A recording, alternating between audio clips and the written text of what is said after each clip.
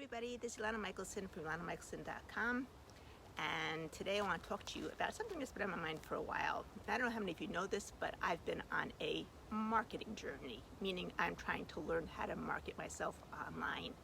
Now, I know the value that I have to give, and I know that I give a lot of value, and I know that I care a lot about my clients, but I've been trying to figure out how to get that message out to other people. And one of the things that I do is Facebook Lives. Now, there was a little bit of a discrepancy between two of my mentors about whether you do Facebook Live every day, whether you do just once a week, and you make a really polished video for that once a week, and then, use that one polished video as the one that you put on your site and everything else. And it kind of created some sort of inner conflict in me that was very hard for me to figure out what I should do, since I don't really know what I'm doing with marketing in the first place. I'm just kind of like feeling myself around over here. So basically, I listen to my gut, and that's what I always do when things I don't quite know what to do. And my gut basically said to me that I'm not going to make a polished video once a week because it's not in me. I remember that once when I was working with my dad, and my dad wanted to make a 2-minute audio recording for his site. And we ended up doing that 2-minute recording 150 times because each time he found something that was wrong with it. And I kind of realized that was not the way to go, because if I did that, I would never get anywhere. And I even remember the first video that I made, which was way back when, must have been like 7-8 years ago. I was still on that mind of having to be a polished, good video that was perfect, and I took my script that I wrote out and I memorized it, and I must have done it over 50 times. And to tell the truth, it was absolutely awful. I read it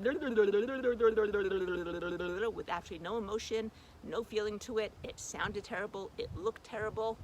And I realized that wasn't me. That wasn't the way I was going to be doing things. And if I was going to do it that way, I wasn't going to get anywhere. And so when Russell Brunson had said, make a Facebook Live every day, find your voice, find your, what you want to say, how you're going to say it, the different ways, and see which one works best, that kind of resonated with me. And my other mentor even said himself that, the more natural you look when you're outside, when you're in, your natural habitat, it's more interesting. Those are the videos that sell best. And that resonated with me as well. So when someone else told me, no, you should actually make a polished video once a week, I was thinking about it and thinking about it, listened to my gut, said, nope, that's not for me, not what I'm going to do. Now, very often I think you come up with problems like that where you don't know what to do, whether it's this one or this one, because you don't have the feeling for it. But if you look deep down, you'll almost always find some feeling that's drawing you or pushing you in one direction over the other direction. And when you get that feeling and it's pushing you in a specific direction, that's the direction that you should probably go in. And look at it this way: there's no right direction, there's no wrong direction. If it doesn't work, if it's not the right one, so you took a more scenic route, you learned from it, you got your lessons, and you're moving on to the other way that's going to make you, going to push you forward more. And maybe you'll find that way is not going to push you forward either, and you'll learn your lessons, you'll learn from the failures, which is not failures, it's just learning.